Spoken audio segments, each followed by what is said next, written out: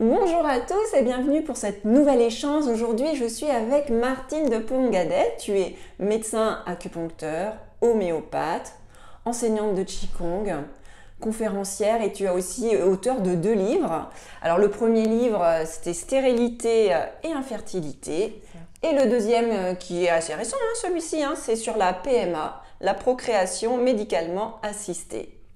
Et donc aujourd'hui, on est ensemble pour parler de médecine chinoise et d'épigénétique, qui sont 2 sujets qui nous tiennent à cœur toutes les deux. Et toi, tu es vraiment experte dans ce domaine. Donc j'aimerais bien que tu nous partages en fait tes recherches avec tes patients, toi, ces petites mamans qui ont envie de faire des bébés, et comment en fait tu peux allier la médecine chinoise et l'épigénétique. Oui, c'est un sujet passionnant parce que la médecine chinoise ancestrale, millénaire, est maintenant validée par l'épigénétique. Qu'est-ce que l'épigénétique? Voilà.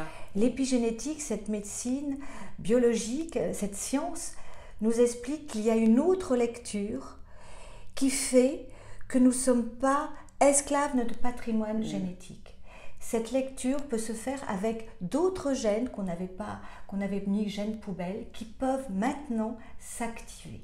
Voilà. Ou s'inhiber en fonction de ce qu'on respire, en fonction du relationnel, du stress relationnel, en fonction de ce qu'on mange, en fonction de notre vécu, qui s'adapte au quotidien, régulièrement. Et les Chinois, il y a 1000 ans, disaient « nous sommes microcosme dans macrocosme ». Qu'est-ce que ça veut dire? Ça veut dire que nous sommes vibrants en fonction de notre environnement naturel, de la nature, en vibrant avec les saisons, en vibrant dans l'amour, avec les gens qui nous entourent. C'est un message vraiment d'espoir et qui montre que nous sommes responsables de notre santé, acteurs, et que tout est possible. Ça, c'est merveilleux.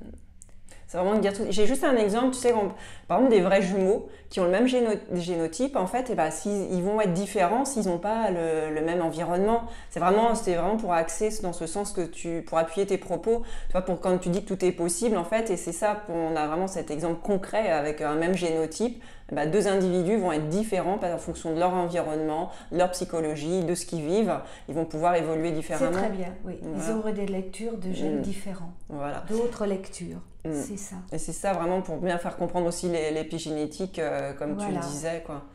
Et donc, on en revient à l'acupuncture, cette médecine validée par l'épigénétique. Il y a eu des études récentes, très très sérieuses à Genève, qui ont montré la lecture d'un gène qui s'appelle le BNF, Brain Derive Neurotrophic Factor, qui montre qu'il y a une activation de ce gène avec l'acupuncture et qui permet de bien sûr mieux le gérer, que ce soit les peurs, les colères, le stress, des choses avec plus ou moins de séances, puisqu'on sait que le temps de guérison personnelle, nous sommes tous uniques et différents.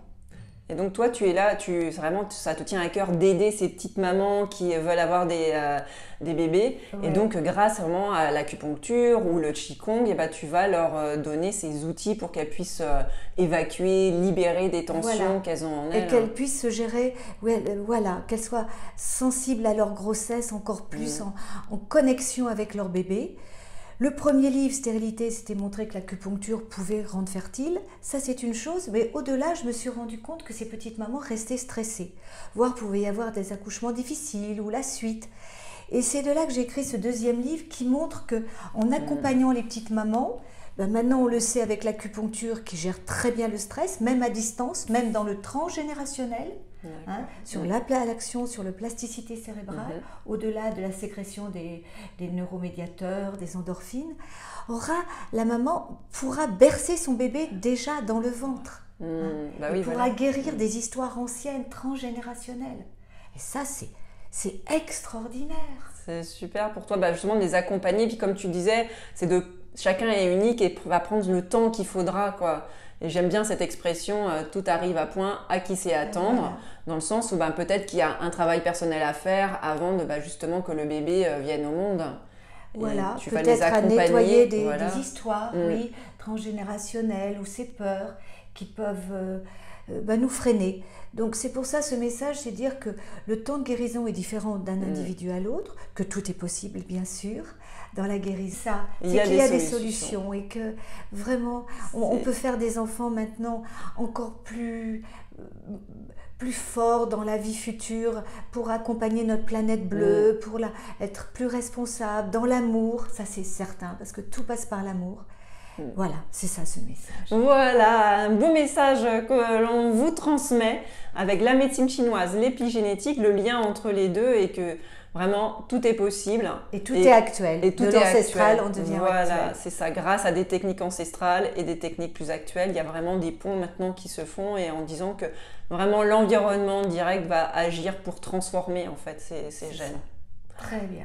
Merci Belle Martine. conclusion. Merci. Et à bientôt. À bientôt.